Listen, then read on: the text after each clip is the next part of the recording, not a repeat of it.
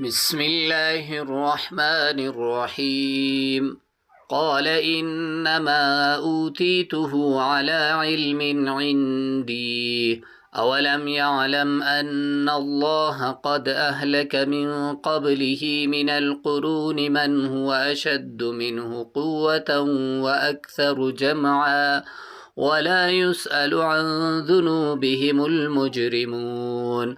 فخرج على قومه في زينته قال الذين يريدون الحياة الدنيا يا ليت لنا مثل ما أوتي قارون إنه لذو حظ عظيم.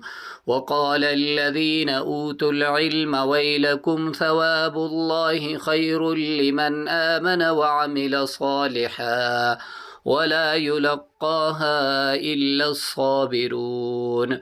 فخسفنا به وبداره الأرض فما كان له من فئة ينصرونه من دون الله وما كان من المنتصرين.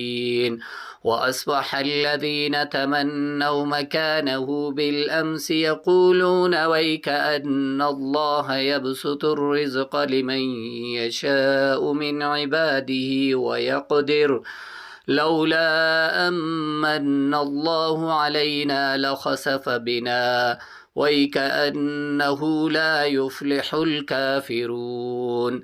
تلك الدار الآخرة نجعلها للذين لا يريدون علوا في الأرض ولا فسادا والعاقبة للمتقين.